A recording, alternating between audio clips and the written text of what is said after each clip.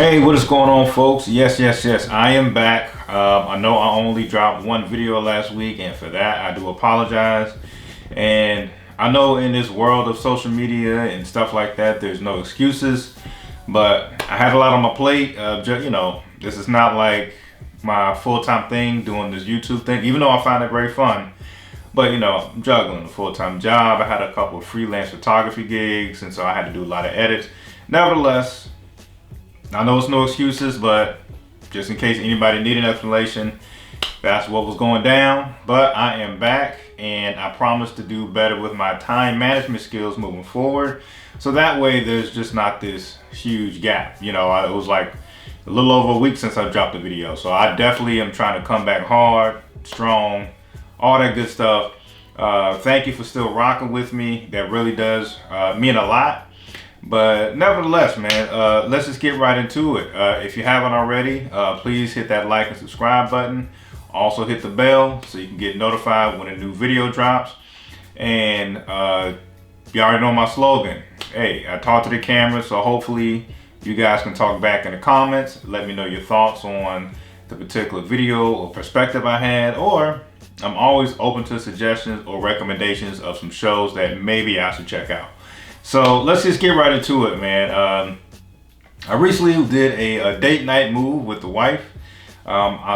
Even though she definitely entertains the idea and accompanies me, I'm definitely more of the movie buff than my wife. But my wife was open and willing enough to go to the movies with me. So we went to go see the Batman.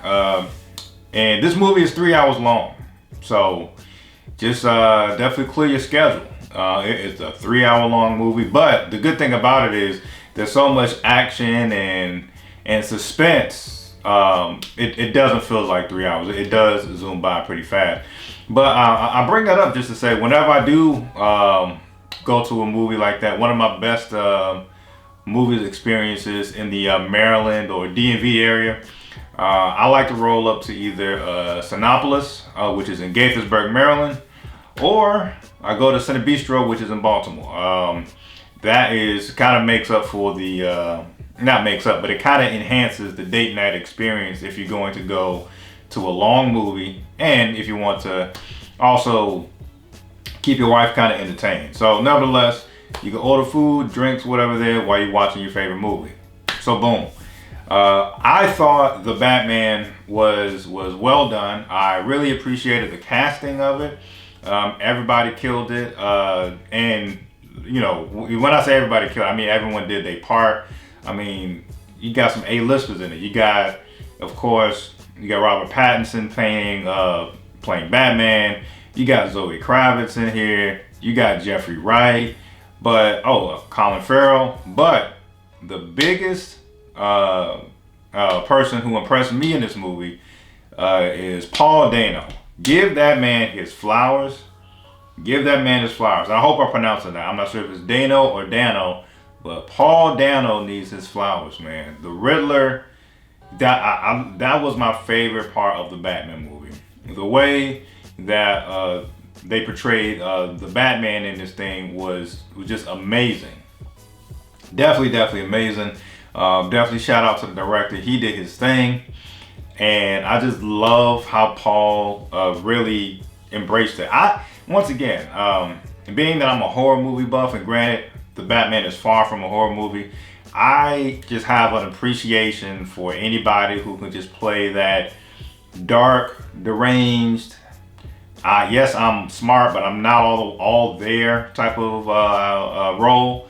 And the way the Riddler was portrayed in this movie, that guy, yeah, he did it. Once again, I want to do this video. This is a spoiler-free video, but I'm saying, like, just the dialogue between the Riddler and the Batman was just edge of your seat intense. Just the reactions of Paul Dano as the Riddler was intense. Everything about this was so great. And yeah, so the main villains in this movie is you got Paul Dano as the Riddler, and you got the Penguin as who's played by Colin Farrell. The Penguin was cool, Colin Farrell. I mean, of course, he got the job done and did what he's supposed to do, but if there's any type of minor cons, pros and cons, I definitely would say the con for me in this movie is like the accent of the Penguin. Like he sounded like an extra from like Sopranos or something. Like I'm used to. Of course, if you're familiar with the, there's different variations of the Penguin. Obviously, like I'm used to the Penguin who has like this UK London type of accent. I don't know. Even the Batman where Danny DeVito played the Penguin. I don't think he had of course that movie came out a while ago, but I definitely don't recall some type of Sopranos, wise guy, Goodfellas type of accent. I think this was the first time that I saw that. This is the first time where I saw someone portray the Penguin with, like I said, this Sopranos type of vibe. But still, it was dope, and I do feel like, of course, within the past several years, there are just a lot of I don't know if you want to say reboots, but definitely a lot of re-imaging when it comes to certain franchises. Bel Air is a perfect example of just not a reboot, but more of a re-imaging. I think this was in that same ballpark, more like a re-imaging. Like I said, the Riddler didn't have the cheesy green suit. I'm sure you all seen the previews already, well before the movie came out. Like the Riddler looks like somebody in your nightmares with the little leather face gimp type of mask, and he has like this this weird suit, like just body, he gives you like serial killer vibes, even though he was killing folks, don't get it twisted, but he gives you more serial killer vibes instead of this, oh, riddle me this, can you solve this riddle to get out of this pickle, or whatever the case is. I know that was corny. So I definitely appreciate the re-imaging of some of these characters. Once again, shout out to Zoe Kravitz as Catwoman, aka Selena Kyle. And I like that there are just very different versions when it comes to Catwoman. I mean, when it comes to people of color, you got Eartha Kitt, Halle Berry. Now Zoe Kravitz is in that role. So I like how no matter what Batman comes out, it's been, people kill that, people really knock that role out of the park, whether it's a Caucasian woman or a woman of color. Like I said, your Eartha Kitts, your Halle Berrys, your Zoe Kravitz and stuff like that. So Zoe definitely delivers. I thought this was a well done movie. Once again, even though the movie was long as hell, it didn't feel that way, because since you're dealing with the Riddler, you gotta pay, I felt like I gotta come in here and pay attention. I don't want to miss a thing. I don't want any side talking, all that type of stuff. That was a movie where just because you're dealing with somebody like the Riddler, I felt like you really gotta pay attention just to make sure you don't miss any type of thing. You miss anything. And I'll close out with this. I know a lot of people, well, not a lot, but I noticed that some people are saying this is the best Batman movie to drop. I think some people just kind of, overhype things too quickly. Like let's hold your horses. I do think this was a very great Batman. This was a very, very great Batman. But there are a lot of, I'm not gonna jump out the window and say it's the best Batman. I mean, out of all the Batmans that's came out, you could make an argument it's probably in your top 5 best, Batman performances. I will say that. I like the fact that Robert Pattinson didn't throw on this weird alternate voice. If any, whenever he became Batman, it was very subtle, if anything. And that's no shade or disrespect to the Christian Bale, even though that's one of my favorite trilogies, the one where Christian Bale is like, that was a wild Batman accent, we gotta admit. But nevertheless, man, I really enjoyed this movie. I highly recommend anyone to see it. It's a good date night movie if you don't want to just go out to your typical rom-com things. I do feel like Batman is one of those well-known franchises to where it's not just for the comic book geeks anymore. Women can get into it too. Once again, I really enjoyed Selena Kyle, Catwoman, played by Zoe Kravitz.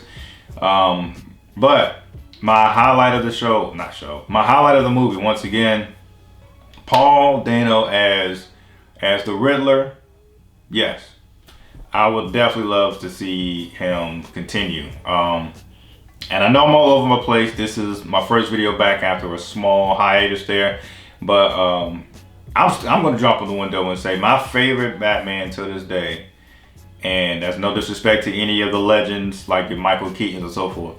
My favorite Batman movie definitely has to be the Christopher Nolan movie where Heath Ledger is playing the Joker, and you got Christian Bale playing Batman. That's still my favorite Batman out of all the franchises. And once again, this one with Robert Pattinson, I'm not going to say it's the best, but I can make an argument that it could be like your top 5 Batmans that came out.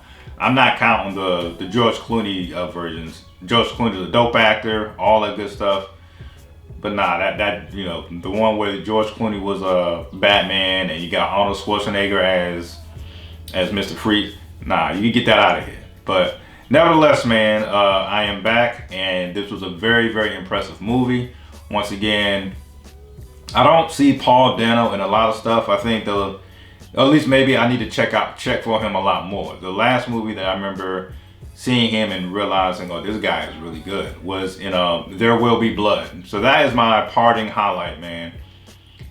Give that man his flowers. He did the Riddler justice.